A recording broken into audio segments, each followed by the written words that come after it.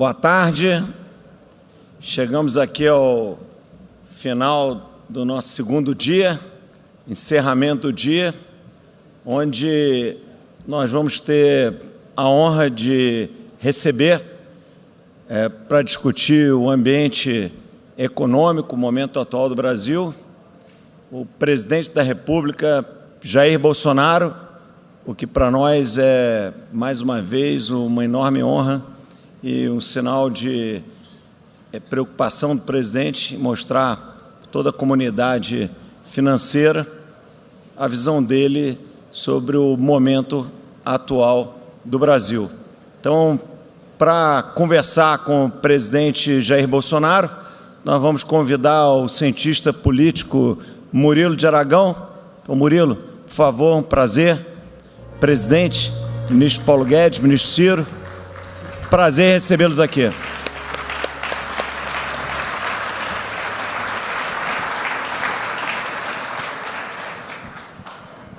Boa tarde a todos, boa tarde, senhor presidente, boa tarde, senador Ciro Nogueira, boa tarde, ministro Paulo Guedes.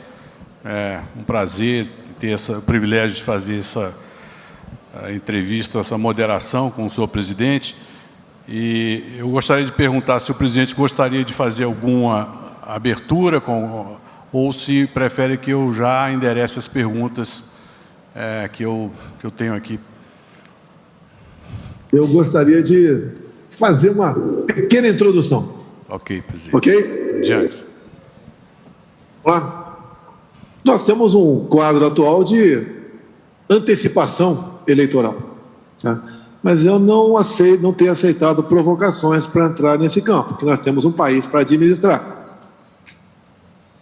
E quando se fala em economia, nós não podemos esquecer que ao longo desses últimos 3 anos, a qual nós assumimos, em janeiro de 2019, tivemos 2 de pandemia. Realmente algo que nunca aconteceu semelhante no Brasil. Então, sobrevivemos a tudo isso. E, na área econômica, o Brasil é um dos países que menos sofreu. Lamentamos, na parte sanitária, as mortes. Lamentamos praticamente a morte da autonomia médica. Perderam, né? Os médicos perderam essa autonomia durante a pandemia. Mas não é um caso para a gente debater muito aqui no momento. Eu queria falar alguma coisa para os senhores. Que o Brasil hoje está polarizado. Apesar de eu não estar em campanha, tem outro lado que está em campanha. Eu queria perguntar aos senhores, né? O senhor devia perguntar para mim, mas eu queria perguntar aos senhores. Como o Brasil estaria se essas medidas aqui, 16, fossem implementadas? Bem rapidamente. O que vocês acham, os senhores acham, né? De nós revogarmos a autonomia do Banco Central, de revogarmos a reforma trabalhista, a reforma da Previdência, retornar o imposto sindical, reestatizar as empresas que foram reestatizadas, que foram desestatizadas, acabar com o teto de gasto, o governo começar a interferir nos preços lá da Petrobras e da energia.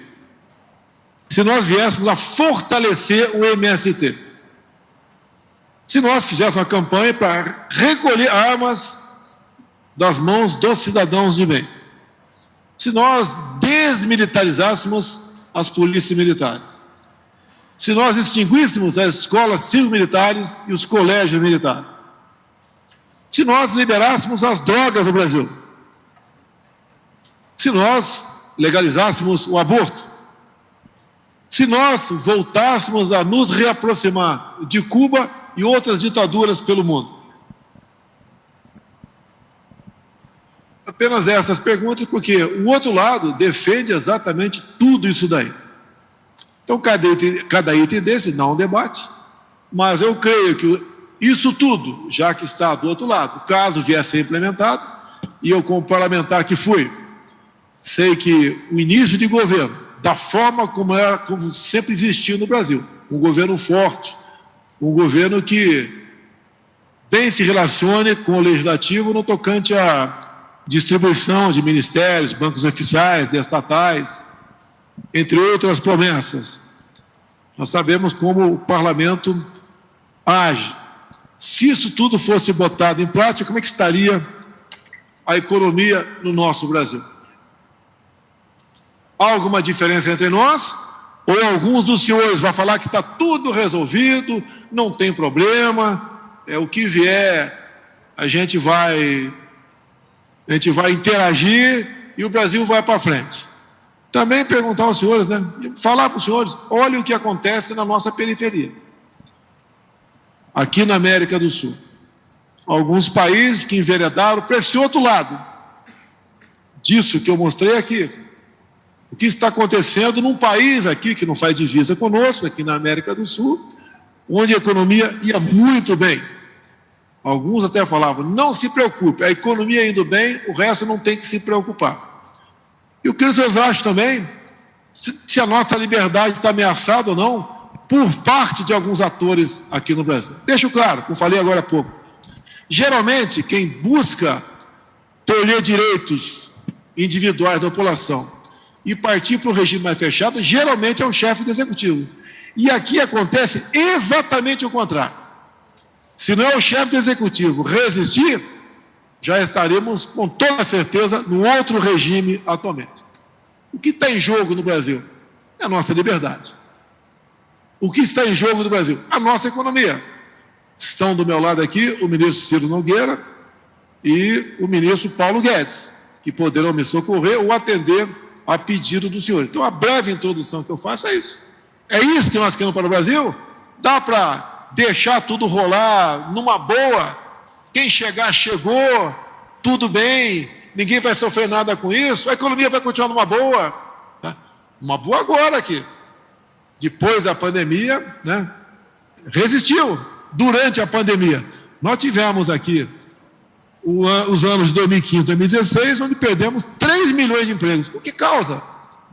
Durante a pandemia, 2020, o forte da pandemia, ficamos no 0 a 0. O ano seguinte, foram criados aproximadamente 3 milhões de empregos no Brasil, ainda com a pandemia. Como é que estaria se o outro lado estivesse sentado na minha cadeira? Como é que estariam os desvios pelo Brasil? Será que a roubalheira seria a tônica, como sempre aconteceu? Será que, de acordo com a pessoa que assumir a presidência no ano que vem, qual será o perfil dos dois indicados para o Supremo Tribunal Federal? As outras coisas que tratam de valores familiares, aborto, por exemplo, ideologia de gênero, respeito às religiões, como o Brasil se comportará no futuro? Olha que a Colômbia acabou de aprovar, né, via o seu Supremo Tribunal Federal de lá, no tocante ao aborto a partir dos 6 meses de gestação. Então, basicamente, de forma bastante, sem entrar em detalhes, há uma diferença enorme entre aqueles que estão polarizados no Brasil. Aquele que acha que vai continuar numa boa, não adianta você estar muito bem financeiramente se não tiver liberdade para ir para a rua. Não quero citar aqui, mas seria, né, para levarmos em conta a Venezuela, a nossa Argentina para onde está indo, o nosso Chile para onde está indo também.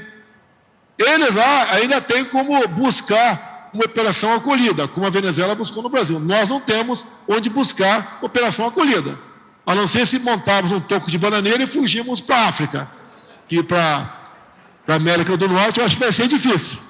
Então, basicamente, isso é bem claro, né? Isso já não é o suficiente para pessoas com responsabilidade tomar uma posição? Responsabilidade não é só com a economia, não, é com a vida, é com a liberdade, é com o futuro do seu país. E nós sabemos o que vai acontecer com essa pátria se esses bandidos voltarem para cá. Pegue os meus ministros, um a um, compare com os outros que nos antecederam, veja o perfil. Veja que agora nós conversamos, nós temos uma meta, temos as dificuldades, grande parte proporcionada pela pandemia, mas estamos dando esperança para o nosso povo, muita coisa de concreto também. Olha o preço do dólar no dia de hoje, Está subindo o Brent lá fora. Se não é cair o dólar aqui, olha as consequências dos aumentos dos combustíveis. Isso leva à inflação, leva ao descrédito do governo, nos leva a um local que nós não queremos ir. Todos nós temos defeitos, mas fazemos e damos o melhor de nós. Será que o que está faltando a muita gente nesse país, em especial a classe A, que somos todos nós, no tocante ao poder aquisitivo, no tocante também a formação? Dá para brincar com isso?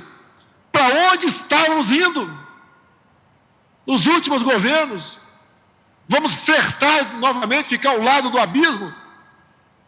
É uma ida sem retorno. Todos têm que ter responsabilidade.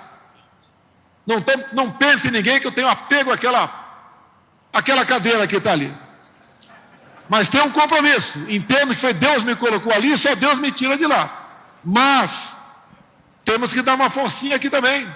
Se tem alguém do perfil melhor, tudo bem. Agora, o outro lado que tem, nós já conhecemos. Não apenas ao longo de 8 anos, mas ao longo de 14 anos. Falei agora há pouco, estou repetindo para encerrar aqui com os senhores. Entre malfeitos, desvios, roubos, projetos mirabolantes, a Petrobras se endividou em 900 bilhões de reais. O BNDES, 500 bilhões. 1 trilhão e 400. Isso, senhores autoridades que estão nos ouvindo aqui, em especial vocês do Nordeste. 1 trilhão e 400 bilhões. Isso dá para fazer 100 transposições do Rio São Francisco. E tem gente que quer que essas porcarias que levaram estatais a essa situação volte para cá. Não vou falar em 45 bi da Caixa Econômica Federal e das demais estatais.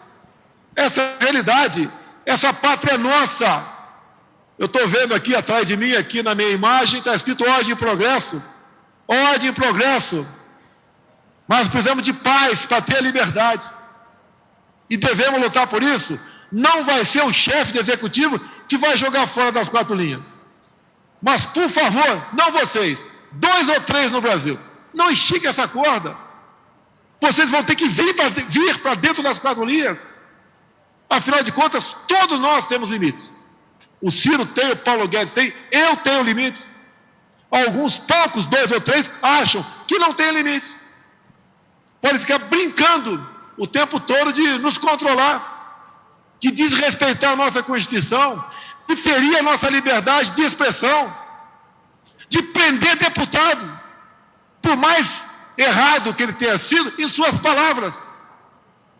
E manter cidadão brasileiro que pode ter errado suas palavras com tornozeleira eletrônica, em desmonetizar a página da internet, em querer botar feio na nossa liberdade de discutir eleições pelas mídias sociais.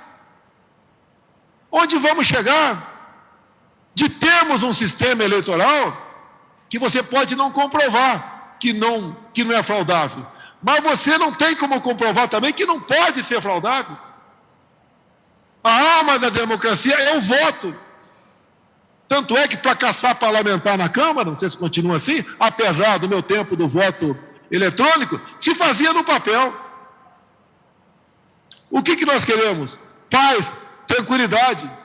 E outra, o futuro do Brasil depende das nossas escolhas. Se eu vier candidato escolher a mim, o perfil está aqui do meu lado. O outro lado vai trazer uma turma que já ficou por meses presa. Vai voltar ao governo para quê? Para se locupletar. E vão estar cada vez mais conscientes, né? Bem, já que eu estou aqui, porque gostaram do que eu fiz. Vamos continuar fazendo. O que está em jogo é a nossa liberdade, é o futuro do nosso Brasil. Fui à Rússia tratar de alguns assuntos, um dos mais importantes, fertilizantes. A nossa agricultura, que nos orgulha a todos, leva um golpe quase que mortal sem fertilizantes. Fui negociar com o presidente Putin a questão de fertilizantes, entre outros assuntos, como depois tratamos na Hungria também. Somos tratados muito bem fora. cada vez mais um mundo quer mais interagir conosco. Se eu tivesse errado, os 38 países da OCDE não teriam, de forma unânime, nos convidar para entrar nesse seleto grupo. A grande imprensa, parte da grande imprensa, o grande pai da grande imprensa, só tem notícia ruim. Os números estão aí, os senhores estão sentindo. Temos futuro. Se eu não me engano, Paulo Guedes, janeiro foi o mês que mais entrou dólar aqui no Brasil. Os números estão aí. O Tarcísio, tá? É um excelente ministro nosso, entre outros, tá? Fez ressurgir o modal ferroviário. Devemos ter brevemente mais 20 mil quilômetros de ferrovia no Brasil. Obras fantásticas que ele faz, que nos orgulha. Um jovem capitão do Exército, formado pela AMAN e pelo IME, que nos orgulha. Assim como tantos e tantos outros ministros, como o Marinho, que levou água para o Nordeste. No passado, fizeram transposição de dinheiro, nós de água. Esse é um pequeno retrato do Brasil, que parece que alguns ficam de brincadeira. Ah, mas não tem problema, não sei o que lá. Alguém quer que eu me aproxime com Cuba hoje? Que eu faça outro Porto Marial lá fora?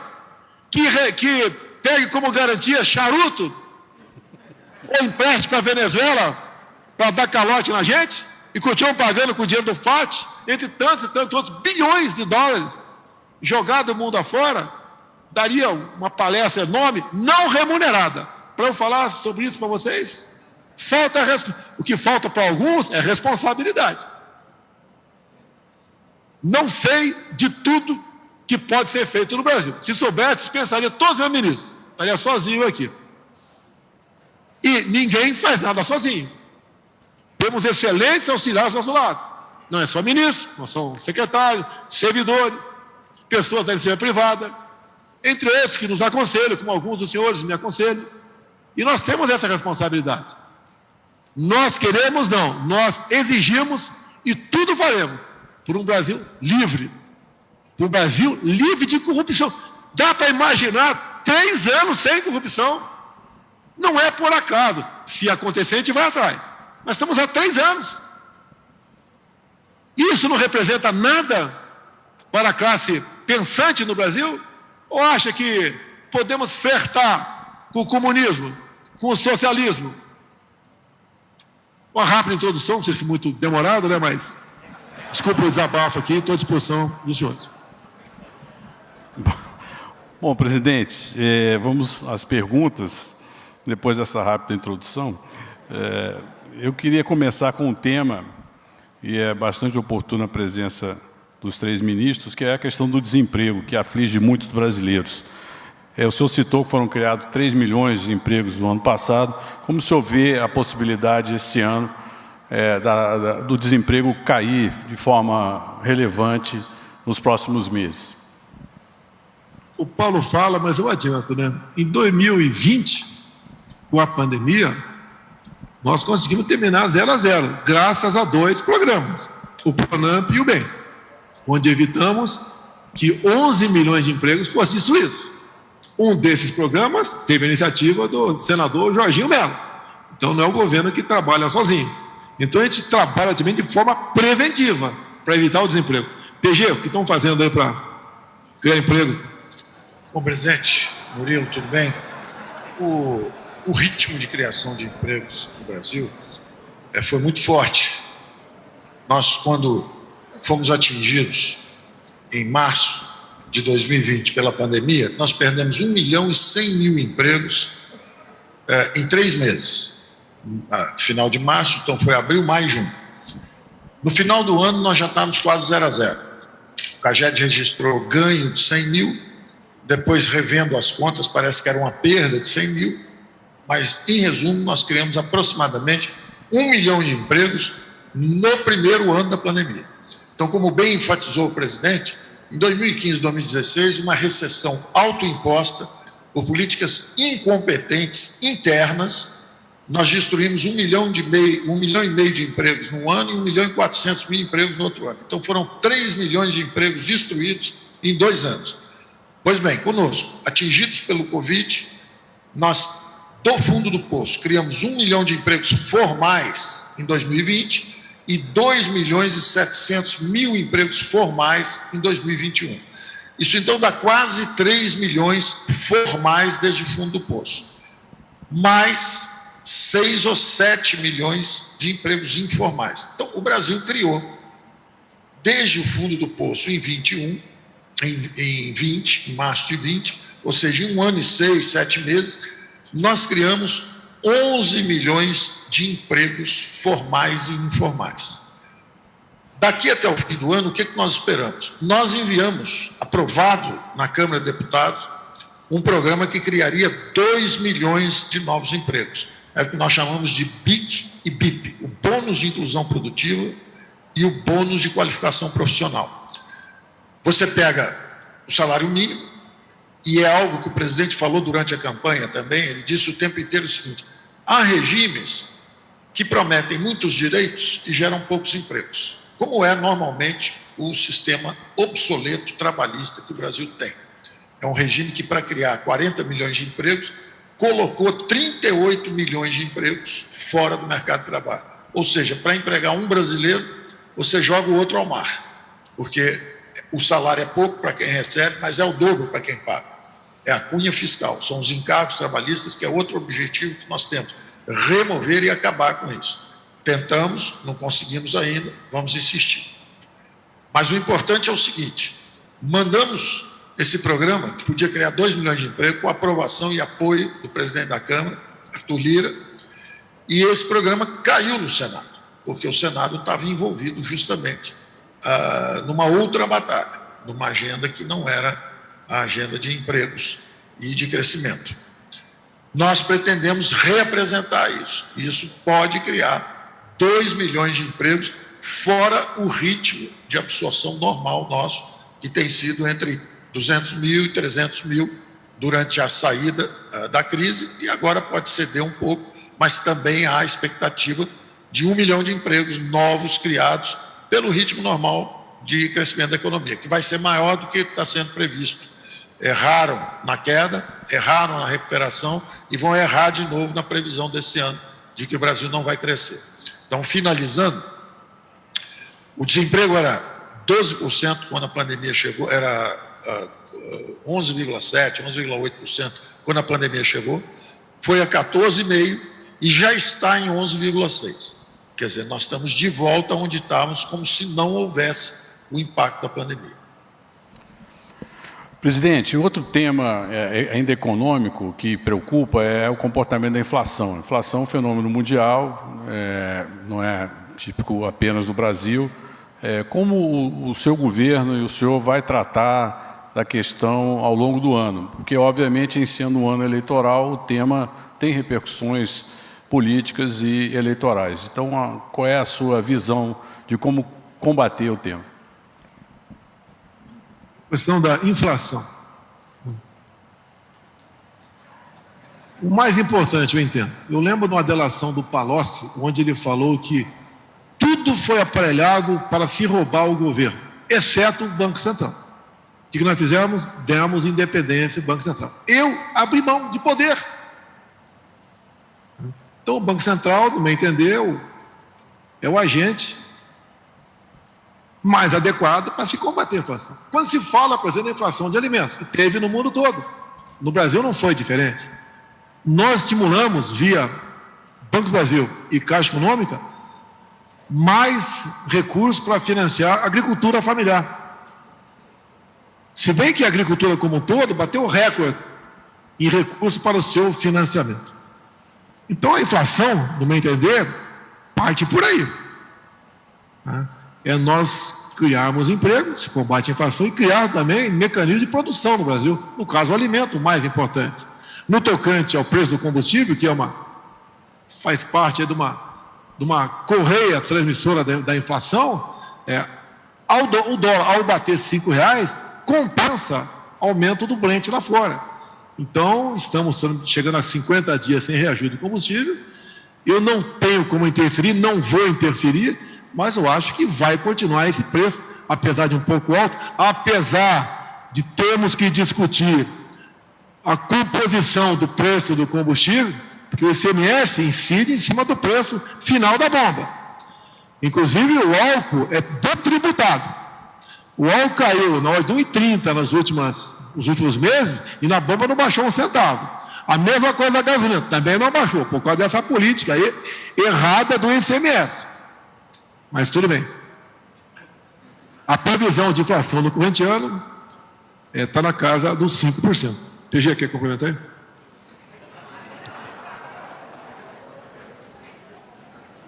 Atacou a questão fundamental. Primeiro, o diagnóstico, você, Murilo, e todos nós sabemos, é que a inflação é um fenômeno mundial. Isso. A inflação saiu nos Estados Unidos de 0 para 7,5%, a maior nos últimos 35 anos. Ela saiu também na Europa, na Alemanha, é a maior inflação dos últimos 40 anos. Na China, a maior dos últimos 30 anos. Então, evidentemente, é um fenômeno global causado por um choque adverso de oferta, justamente o distanciamento social, a contenção, houve um choque adverso de oferta. Adicionou-se a isso, no Brasil, recursos hídricos, lá fora, o petróleo. E 56% dessa alta foi atribuído justamente a fatores de energia e combustíveis. Apesar disso, o primeiro passo que o presidente tomou, e eu tenho muito orgulho disso, porque isso foi uma conversa que nós tivemos antes da eleição do presidente. E o presidente se comprometeu e cumpriu com a independência do Banco Central. Há 40 anos existe esse objetivo. Os senhores sabem que na reeleição de Fernando Henrique Cardoso, o governo queimou 60 bilhões de dólares em 3 meses e depois mudou o regime cambial. Quer dizer, claramente trocou o presidente do Banco Central e trocou o regime cambial numa admissão clara de que manipulou o câmbio para ser reeleito. Novamente, na passagem do governo Lula para o governo Dilma, houve também muita reclamação do mercado financeiro, que o Banco Central tinha ficado atrás da curva para garantir a transição da Dilma, do Lula para Dilma, e depois, para a Dilma ganhar a reeleição, houve muitas críticas ao então presidente do Banco Central, Tom Bini, que teria trabalhado para a reeleição também, e o presidente corajosamente lançou a independência do Banco Central no momento exato em que o aumento de materiais de construção e o aumento de produtos alimentícios e o aumento de combustíveis começavam. E nós sabemos que a garantia do Banco Central independente é justamente a garantia de um controle inflacionário, é justamente um Banco Central independente, que é um ato corajoso, politicamente transparente, a despolitização da moeda no ano de eleição. Nenhum presidente teve coragem de fazer isso. Nenhum presidente teve a coragem de fazer isso. Então, eu esperava que, pelo menos, houvesse esse reconhecimento pelo destemor político, pela transparência, pelo compromisso com os valores de ter um país com moeda forte. O presidente tomou essa atitude. Então, logo no início de 2021, o Congresso apoiou essa proposta do presidente, tanto o presidente da Câmara quanto o presidente do Senado, e foi um avanço institucional irreversível. Tanto que o outro candidato começou a falar besteira, dizendo que ia rever isso, que ia tirar isso, etc., e na mesma hora teve que se desdizer, porque o estelionato eleitoral, através da politização da moeda, foi varrido do cenário institucional brasileiro. Tocar num assunto que é extremamente importante, ou seja, é vital para o Brasil. O Supremo Tribunal Federal está discutindo um possível novo marco temporal para se demarcar terras indígenas. O placar está 1-1, o ministro pediu visto. Se for aceito um novo marco temporal, nós que já temos no Brasil uma área demarcada como terra indígena, equivalente à região sudeste, Minas, São Paulo, Rio e Espírito Santo, teremos mais uma área equivalente à região sul, Rio Grande do Sul, Santa Catarina e Paraná. E pela localização geográfica dessas novas áreas, teremos mais uma área, tamanho do estado de São Paulo, inviabilizada para o agronegócio. Será um fim do Brasil. Vejam o perfil dos ministros do Supremo, que são favoráveis e são contrários a isso. Se isso for aprovado, é o fim do Brasil. Essa preocupação passa, obviamente, por vocês, que vão eleger o presidente esse ano. Então, de acordo com o perfil do presidente que assumiu o ano que vem, ele bota mais 2 dentro do Supremo e vocês sabem para que lado vai pender essa balança. Então, tem muita coisa em jogo no corrente ano, mais que a nossa vida, a nossa liberdade e a nossa independência. Presidente, o convite para a adesão à OCDE, obviamente, é um trunfo para o Brasil. Agora, implica no aprofundamento do ciclo de reformas que se iniciou no governo Temer, prosseguiu no seu governo. Como o senhor vê o andamento dessas reformas, inclusive a reforma administrativa, a reforma trabalhista e algumas outras reformas infraconstitucionais ainda no seu governo e no futuro? Está à minha direita aqui um senador da República, foi deputado federal comigo do meu partido lá atrás. Nós sabemos que em anos eleitorais, algumas propostas têm dificuldade de ir para frente. Nós apoiamos a reforma administrativa, até porque ela atinge os futuros servidores, não os atuais. Então, privatizações, por exemplo. Temos os Correios, está na iminência de sair, está lá no Senado. Tem também a Eletrobras. São reformas que nos interessam. Mas o parlamento é muito sensível nesse momento. Eu lembro em 2002, o presidente era o FHC. O ministro do Trabalho era Francisco Dornelles. Eu votei favorável a uma reforma trabalhista semelhante à do Temer. Quase perdi meu mandato, porque fomos massacrados, em especial na internet. Não era muito forte naquele momento, mas a internet teve seu peso, como nós estivéssemos trabalhando para revogar, deixar de existir, suprimir, com hora extra, com licença gestante, com férias, com fundo de garantia, etc. Então, essas reformas nossas, como se fala administrativa, que não atingem os atuais servidores, o parlamento fica sensível à campanha que vão fazer contra eles, caso o parlamentar vote essa proposta. Pode ser aprovado no corrente ano? Pode, mas é um complicador a mais.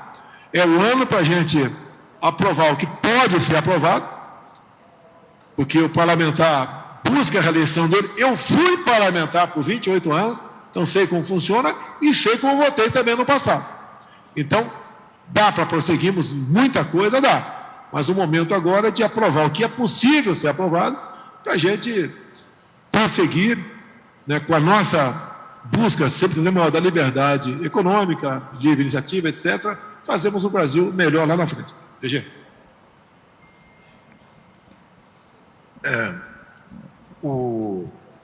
As reformas, Murilo, eu quero só complementar, o presidente acabou de citar, nessa reta final, o que está no mapa.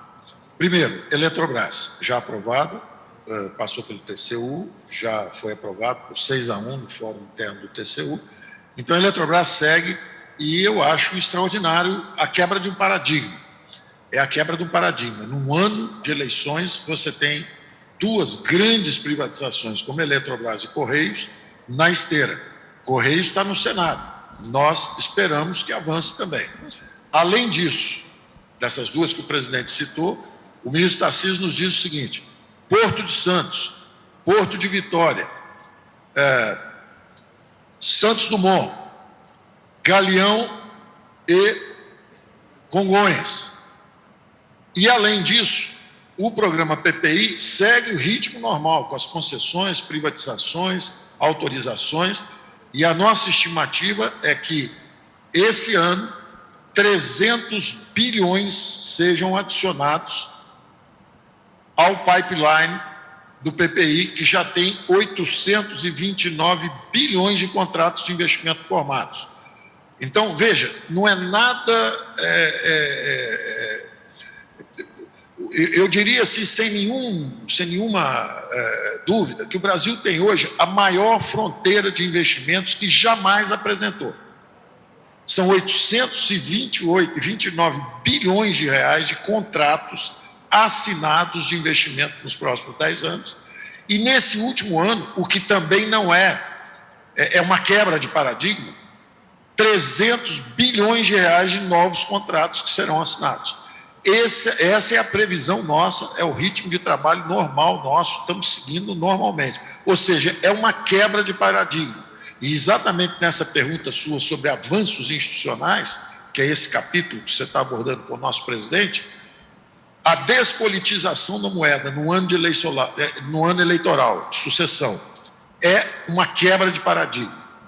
Revela o destemor, o patriotismo e o compromisso do presidente com o Brasil. E, de novo, num ano que é considerado difícil, politicamente, como o próprio presidente disse, nós temos aí grandes privatizações seguindo, como Eletrobras e Correios, e 300 bilhões de plataformas de investimento novas sendo adicionadas. Então, eu acho que é uma demonstração inequívoca de quebra de paradigma num ano eleitoral. Perfeito, presidente. Queria saudar a todos, Murilo, André. Eu acho que esse caminho é um caminho irreversível. Nós nunca tivemos na nossa história, eu já tenho 26 anos de parlamento, um Congresso tão reformista como o que foi eleito com o presidente Bolsonaro. Eu acho que nós temos agora que avançar, o país não vai retroceder. Essas reformas são exigência não desse governo, mas são exigência da sociedade. Da população que quer reforma, quer melhor serviço, quer um Estado mais enxuto, que possa ter o cidadão como prioridade, né? A população não quer mais as estatais sendo loteadas entre os políticos, como acontecia no passado, os ministérios com porteira fechada, como forma de barganhar aprovações no Congresso. Eu acho que isso foi um avanço que nós não temos mais como retroceder. Eu não tenho dúvida que com a reeleição do presidente Bolsonaro, nós iremos implementar todas as reformas, não por exigência desse governo, mas por exigência da sociedade, que irá eleger um Congresso Nacional ainda mais reformista, porque sempre as eleições parlamentares, presidente, são um reflexo muito das eleições municipais. E nós tivemos, na eleição municipal, praticamente a esquerda varrida do nosso país. Nós tivemos uma vitória muito grande do centro e da direita no nosso país, e eu não tenho a dúvida que isso vai se refletir nas eleições desse ano. Presidente, tem dois temas muito importantes, sensivelmente, politicamente sensíveis, que é a questão fundiária e a questão ambiental. A questão ambiental, o senhor vê o Brasil sendo injustiçado no tratamento que recebe? Eu complemento, porque o Brasil tem uma das legislações ambientais mais rigorosas do mundo. Há, sem dúvida, um problema de implementação, até porque é compartilhada a implementação da legislação com municípios, estados e a federação. Mas como o senhor vê a questão ambiental, após todo o debate sobre o tema no seu governo e agora no final do seu governo? Estive na Hungria e falei com o presidente da Hungria no primeiro momento, depois foi o primeiro-ministro. E o presidente, realmente, eu deixei ele falar, mas ele foi, de certa forma, um pouco agressivo na questão ambiental do Brasil. Daí eu te retruca, né? Retruca. Eles nem sabem o que é. Tem mata ciliar por aqui? Como estão as florestas? A gente cita como é que está o Brasil. Mais de 60% está preservado no Brasil. Nós temos a fonte de energia elétrica de quase na hora de 70% também, limpa. O Brasil é um exemplo para o mundo. O Brasil devia ser seguido. As suas políticas deviam ser seguidas. Agora, quem chega lá fora é da mídia. Eu até não quero citar aqui, mas citei, a tua fonte deve ser tal rede de televisão. Só pode ser essa. Quando se fala também em combustíveis fósseis, é a mesma coisa. O Brasil é um exemplo. Agora, por que atacar o Brasil? Primeiro que nós temos a grande parte da mídia que não fala a verdade. Até pela formação de jornalistas, que é terrível, terrível. E, por outro lado, a verdade não se faz presente. A nossa legislação ambiental, como você bem diz, aí é das mais rígidas do mundo, ninguém tem isso. Nós, inclusive, estamos reflorestando as cabeceiras do São Francisco. Não podemos falar pela transposição sem preservarmos as nascentes. Estamos fazendo isso. O mundo lá fora não faz isso. E a questão ambiental é uma arma porque os nossos commodities, os produtos do campo, concorrem com alguns países e, obviamente, a gente é atingido por causa disso. A própria região amazônica nossa, com o passar do tempo, ela foi ampliada, foi majorada para atender interesses fiscais de governadores. E a região que pega fogo é quase sempre a mesma. Não quer dizer que não haja desmatamento, sim, existe. Há incêndio, fogo, incêndio, sim, existe, mas não da forma como é propalado por aí. Não conseguimos, nos primeiros 2 anos de governo, porque o presidente da Câmara naquela época tinha um compromisso com a esquerda, né, e não conseguimos avançar na regulação fundiária. Temos projeto nesse sentido, que deve ser aprovado, com toda certeza. Por outro lado, estamos fazendo muito na titularização pelo Brasil. São pessoas que eram ferrenhamente defensores do PP, que agora voltaram para o nosso lado, são conservadores, são de direita, porque foram valorizados por nós. Nós reconhecemos o valor dessas pessoas, nós demos para ele um título de propriedade. E dizer você agora, você não está mais escravo do MST. O que você produzir nessa terra, você vai deixar para seus filhos e netos. E essa regulação fundiária está vindo por aqui, trabalha a Tereza Cristina, trabalho do Geraldo, que é o chefe do INCRA, né? Como quase todas as viagens nossas, entregamos centenas de títulos pelo Brasil, tiramos a força do MST. Alguém tomou conhecimento dos 3 anos de invasões por parte do MST? Tomaram conhecimento disso? Não. Algumas poucas invasões ocorreram pontualmente, foram rapidamente debeladas. Então nós estamos demonstrando ao que viemos e o que estamos fazendo nessa área. E com a aprovação da regulação fundiária, qualquer foco de calor no futuro, por satélite, obviamente, nós vamos saber a quem pertence o CPF daquele foco de incêndio, ou daquele foco de calor. Estamos trabalhando dessa maneira. Agora, quando se fala em Pantanal, por muitas vezes, a massa de matéria orgânica que se acumula naquela região, e quando não há incêndios normais que acontecem anualmente, quando se acumula, há um excesso 2, 3 anos depois. Mas nada se compara com o incêndio na Califórnia, nada se compara com, por exemplo, o incêndio que está acontecendo na Argentina agora, que parece que a mídia brasileira desconhece. O Brasil vai indo bem. Catástrofe acontece, mas não é isso que é propalado aqui dentro e é comprado lá fora. Isso nos atrapalha bastante. Mas estamos vencendo também esse desafio, né, que é a guerra da informação. Presidente, se eu pudesse complementar, eu acho que a verdade está sendo estabelecida.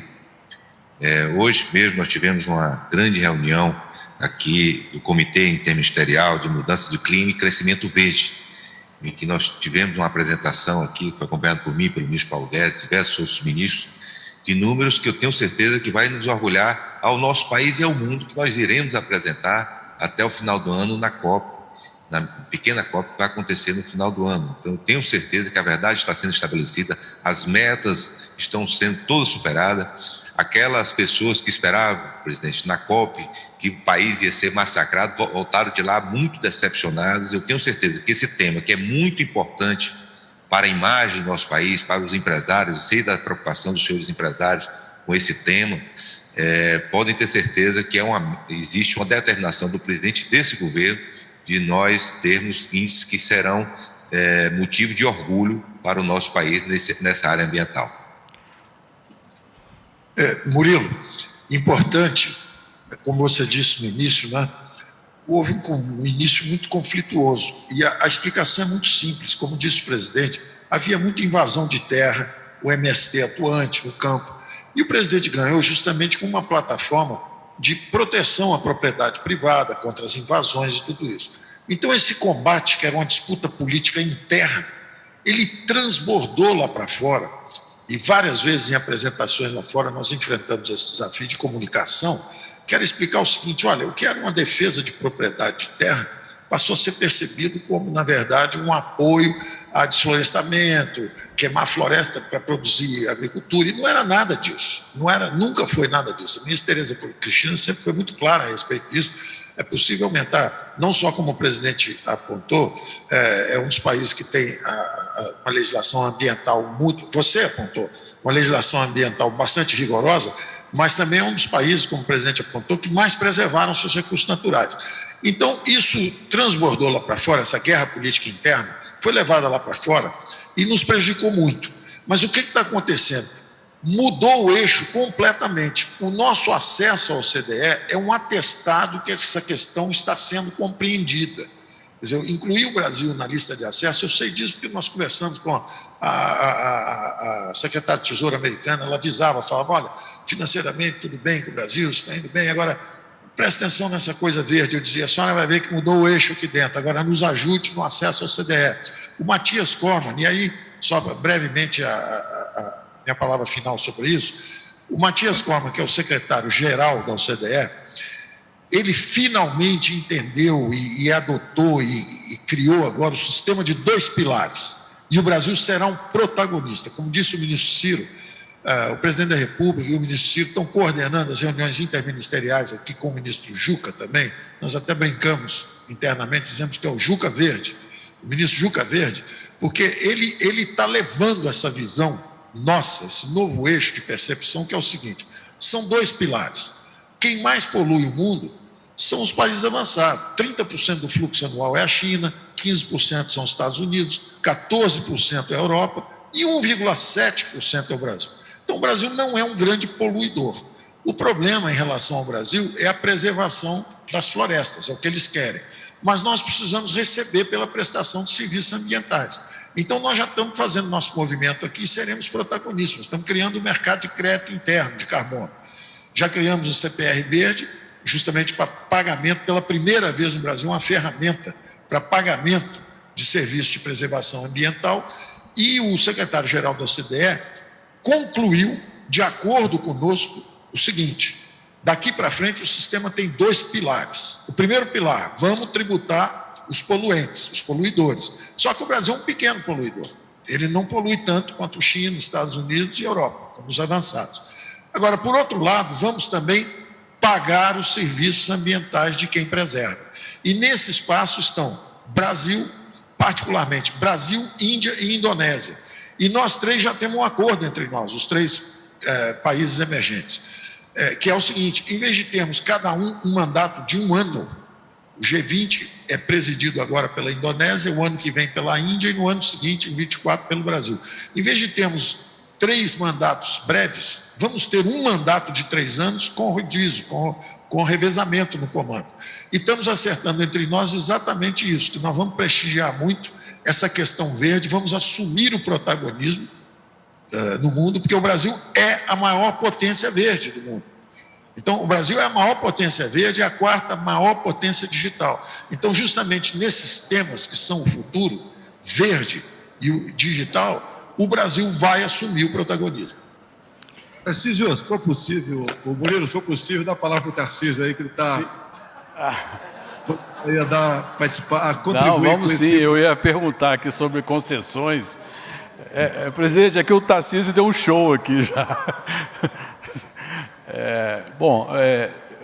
Então, aproveitando a deixa do presidente, eu queria... Bom, primeiro o ministro Tarcísio esteve sempre envolvido na questão de concessões, lá atrás, atravessou o governo Temer, o governo Bolsonaro, os resultados são expressivos. Como se vê, e aí a pergunta ao presidente e ao ministro Tarcísio, como se vê o futuro desse processo de concessões e autorizações?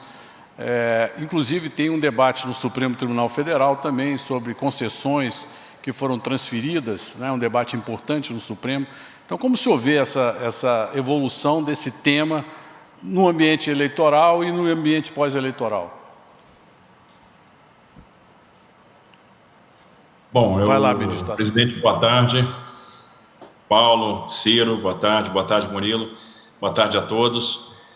Olha, nós vamos caminhar para ter a infraestrutura mais privada do mundo. O programa de concessões brasileiro é um programa bem sucedido, é um programa muito bem estruturado. A gente sempre fala que nós temos o que o investidor quer, que é um grande mercado consumidor, um grande portfólio. Nós temos excelentes ativos, uma modelagem muito sofisticada e a gente está procurando responder os anseios dos investidores em termos de resultado, né, em termos de retorno. Então, eu diria que o nosso programa está sendo bastante consistente e vai nos levar a ter a infraestrutura mais privada do mundo, porque a gente vai ter agora ferrovias autorizadas, a tendência é que a gente tenha a migração das ferrovias concedidas para o regime de autorização no futuro, pelos mecanismos que foram criados na lei de autorizações. Nós vamos ter muitas rodovias concedidas, todos os aeroportos da Infraero transferidas para iniciativa privada, o saneamento básico na mão da iniciativa privada, graças ao marco do saneamento, a geração e a transmissão de energia também privadas, graças à privatização da Eletrobras. Então, vamos caminhar em todas as frentes para ter uma infraestrutura bastante eficaz, bastante eficiente, com uma matriz de transportes cada vez mais equilibrada, mais sustentável e mais barata. Isso vai reduzir bastante o custo do Brasil. E a grande vantagem é blindar os investidores dos soluços fiscais. Nós vamos realmente ter uma fonte segura de financiamento. Então, o mecanismo de poupança vai deixar de ser um problema. Todo o esforço está sendo feito para proporcionar segurança jurídica para o investidor. Inclusive, essa questão que estava sendo discutida no Supremo, né, que é uma discussão acerca do artigo 27 da Lei 8987, da Lei de Concessões, cuja a constitucionalidade foi questionada, acho que está evoluindo muito bem. É o que tem permitido, por exemplo, a transferência de controle de vários ativos, a gente tem feito isso com alguma frequência, é o que viabilizou, por exemplo, a linha 6 do metrô e a operação de financiamento da linha 6 do metrô de São Paulo. Então, era importante a consolidação desse entendimento, por ser algo até muito presente nos nossos contratos, no nosso dia a dia, e há uma tendência favorável no STF com relação a este tema. Então, houve um primeiro voto, houve uma interpelação, um pedido de vista, uma mudança, um segundo voto que foi já favorável à constitucionalidade do artigo 27, há uma mudança, então, de tendência, a gente deve consolidar a segurança jurídica, a possibilidade de fazer essas transferências de controle nos contratos de concessão. A perspectiva é muito boa, como falou o ministro Paulo, já são 829 bilhões de reais em contratos, nós vamos terminar esse ano superando R$1 trilhão, e dos 17 trilhões de dólares lá que tem de excesso de liquidez lá fora, R$1 trilhão a gente está cravando aqui em pouco mais de 3 anos. Então, isso é muito interessante, vai fazer com que o Brasil, nos próximos anos, seja de fato um grande canteiro de obras, e a infraestrutura vai ser uma alavanca para a geração de emprego e uma alavanca para o desenvolvimento, para o crescimento do Brasil. Muito bem. Presidente, eu queria fazer uma pergunta de natureza política, eu só tenho o auxílio luxuoso do senador Ciro. O senhor com 28 anos de experiência no parlamento, como o senhor vê a composição do futuro parlamento? Quer dizer, há uma modificação em curso por conta da legislação eleitoral, uma redução de partidos, uma discussão sobre federação de partidos, mas como o senhor vê, como é o jeito que o senhor vê, e com o ministro Ciro também, a composição do futuro Congresso Nacional? Porque, no fundo, essa é uma grande preocupação para o investidor, para saber se todos os avanços institucionais que ocorreram nos últimos anos no Brasil terão a sustentabilidade no próximo ambiente político, no próximo ambiente legislativo. Presidente. Lá atrás, quando se reclamava do Congresso, Ulisses Guimarães respondia: espere o próximo. O que eu posso dizer para os senhores? As eleições de 2018, houve uma grande melhora do parlamento.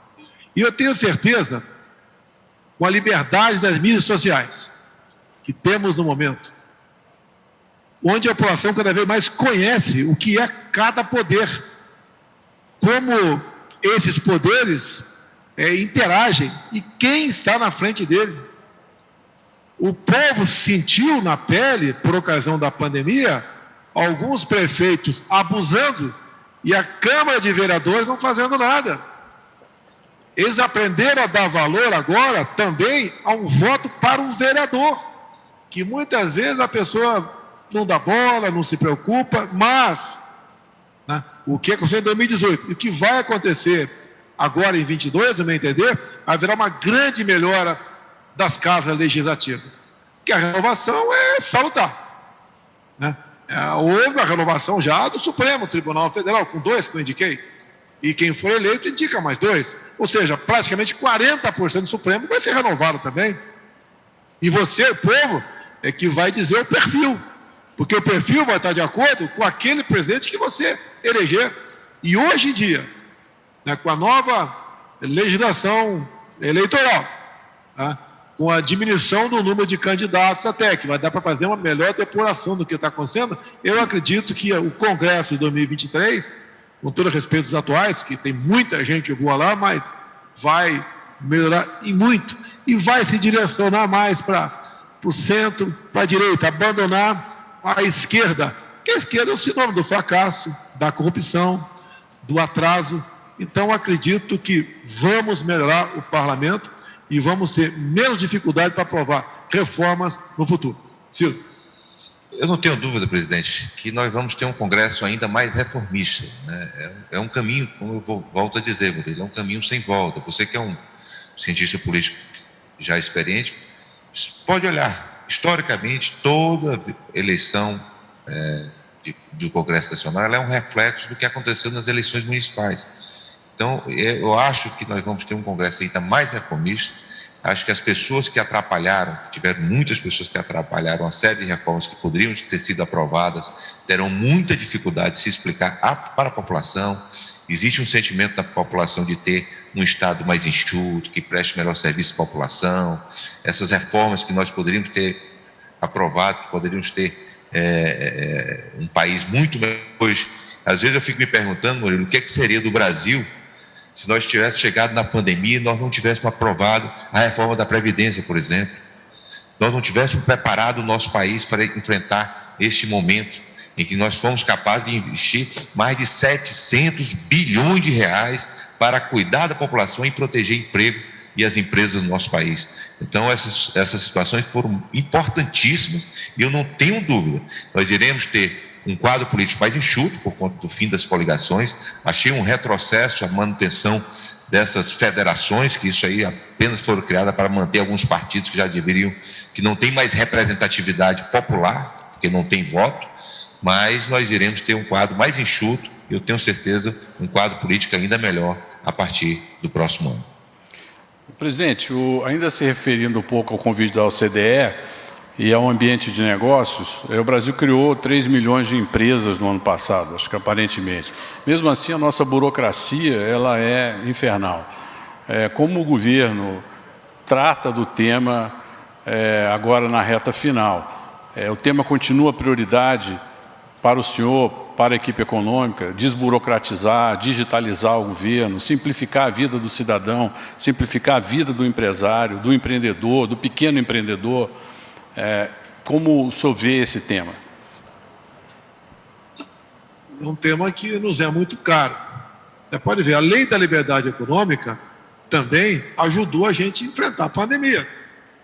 Não sabia que ia acontecer na frente, né? Mas ajudou a enfrentar a pandemia.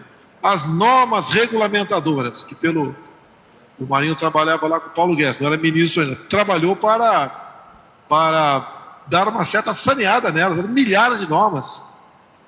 Caiu a metade praticamente. Imagine, um fiscal, ao ir no banheiro da tua empresa, tinha 45 itens para te multar, passou para 4.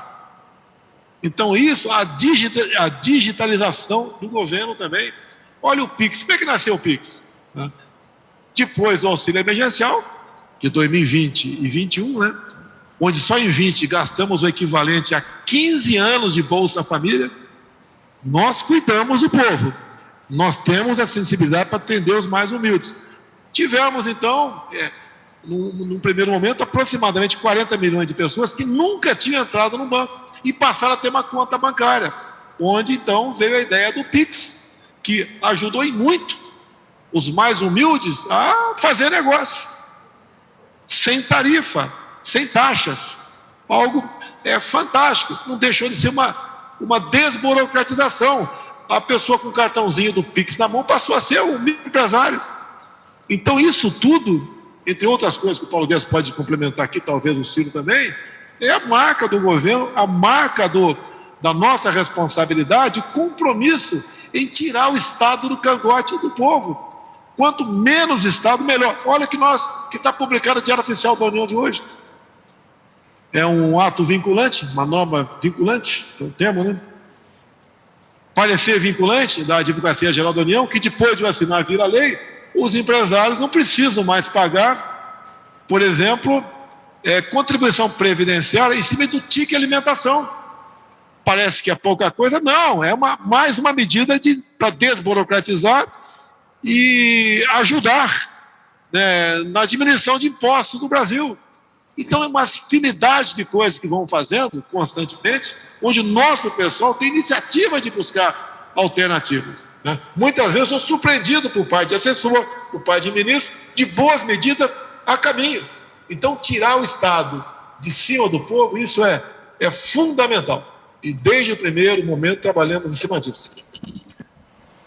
Interessante, Murilo, que você perguntou isso. Nós estávamos com o presidente lá embaixo, numa solenidade, exatamente sobre o gov.br.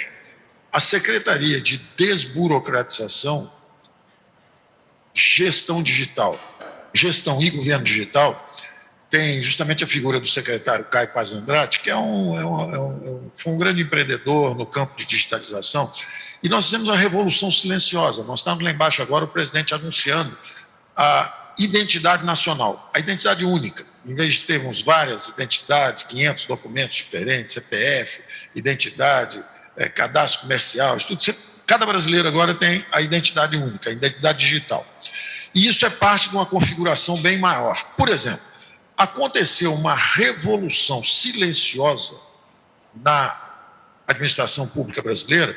Todo mundo está olhando para a reforma administrativa, pedindo a reforma administrativa, só que nós já fizemos. Não aconteceu a regulamentação do futuro ainda, porque a reforma administrativa não progrediu ainda no Congresso.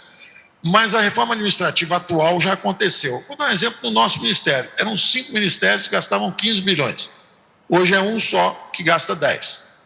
Da mesma forma, houve um desdobramento dessa dimensão digital. O presidente é um fenômeno digital. Ele ganhou uma eleição nas redes sociais digitais. O Brasil é o 4º maior mercado digital do mundo. O Brasil ganhou o prêmio de primeiro governo digital das Américas, à frente dos Estados Unidos e do Canadá, e o 7º melhor do mundo. E os desdobramentos estão aí. Como disse o presidente, primeiro o PIX, as transações, a segurança das transações financeiras digitais. Logo depois, a prova de vida do INSS. Você não precisa mais ir fisicamente a lugar nenhum. A lei de liberdade econômica. Agora você vai só a um órgão. Em vez de você ir à junta comercial, à prefeitura, ao imposto de renda e ficar 6, 7 meses na fila, agora é tudo de uma vez só, com um documento digital. Então, houve um choque digital no governo. De novo, os governos anteriores criaram 240, 260 mil empregos liquidamente, inchando a administração pública e baixando a produtividade, e acaba até pagando salários mais baixos, porque você não é sustentável fiscalmente no tempo. Nós conseguimos o contrário, nós conseguimos cada vez, com os serviços digitais mais eficientes, melhorar a prestação de serviço para a população. Você hoje consegue se aposentar em 40 minutos, 30 minutos, você entra digitalmente e se aposenta, se tiver satisfeito todos os requisitos. Transferimos para 68 milhões de brasileiros vulneráveis transferência direta de renda, através justamente de um banco digital, está na Caixa Econômica. Então, isso está acontecendo todo dia. O Brasil é considerado fronteira, protagonismo na economia digital. Isso está ficando cada vez mais claro. Lá fora, nós estamos em todos os comitês, nosso CDE, por exemplo, nós estamos nos comitês principais de digitalização, de modernização do Estado. Essa transformação digital está acontecendo. Gente, além disso, se eu me permite, rapidamente, tem a chegada do nosso 5G, né? E foi muito bem aqui, foi um exemplo a implantação do nosso país, graças ao trabalho do nosso competente ministro Fábio Faria, que está até aí no plenário. Nós vamos agora, no final do ano, no final do mês, Murilo, inaugurar a primeira fazenda 5G do nosso país, com a presença do presidente, e graças a Deus lá no meu Piauí. Então, você imagina o que vai ser de transformação, fruto de uma gestão competente de ministros que implementaram toda essa revolução digital no nosso país. Bom, vou fazer a última pergunta, que se refere um pouco à pandemia, ao fim da pandemia, a economia informal. A pandemia mostrou a importância da economia informal no Brasil.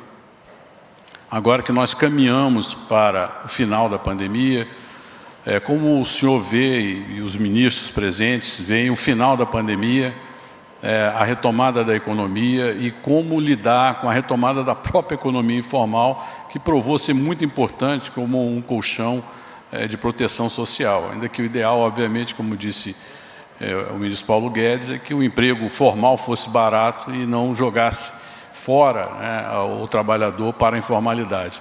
Eu acho que isso é um tema que envolve a desigualdade e que será abordado durante a campanha eleitoral. Qual é a opinião do governo? E depois, presidente, o senhor também faça as suas considerações finais e se os ministros também assim quiserem. Obrigado. Pandemia. O governo federal comprou mais de 400 milhões de doses de vacina. É um governo que atendeu a população, apesar das críticas, de certos rótulos que não condiziam com a verdade, como um governo negacionista. Nós fizemos a nossa parte. Somos um dos países que mais vacinou no mundo. Lamentamos as mortes, mas, pelo que tudo indica, estamos chegando ao final da pandemia. Quanto à informalidade, é o mercado que vai se ajustando naturalmente. Obviamente, eles têm que ter liberdade para trabalhar. Temos estudos agora, de fora do Brasil inclusive, que as medidas restritivas de lockdown, toque de recolher, aquela famosa fique em casa, economia te vê depois, não ajudou a diminuir, a diminuir o número de óbitos, né? E foi um golpe quase que mortal na economia. Se não é o auxílio emergencial lá atrás, entre outras medidas, como o BEM, o PRONAMP, e nós aqui trabalhamos duro para manter empregos no Brasil, nós não queremos imaginar o que poderia ter acontecido com a nossa pátria. Vencemos isso aí. A informalidade, em grande parte, já está voltando naturalmente. Repito, o que eles precisam é liberdade. Que os governadores, né, ajam com prudência a partir de agora. Pelo que tudo indica, não devemos ter medidas mais restritivas no Brasil. Eu lamento a imposição do passaporte vacinal por parte de algumas autoridades executivas pelo Brasil. Alguns governadores, alguns prefeitos, que desprezam a liberdade. E nós sabemos que o vírus está aí, sabemos que tem potencial para tirar vidas, mas é uma realidade que estamos vencendo e sabemos perfeitamente, acho, né, o que fazer a partir de agora. O que faltou durante a pandemia, no meu entender, é a legitimidade para alguém atuar na sua vanguarda, coisa que foi retirada de mim. Quanto a uma mensagem final ao povo brasileiro, tenho certeza, ninguém tem uma pátria como nós temos. Cada vez mais estamos assistindo aí a volta das cores verde e amarela por todo o Brasil. Cada vez mais estamos confiando no futuro da nossa pátria. E quem vai fazer esse futuro é cada um de nós com o seu trabalho. Não tem nada fácil.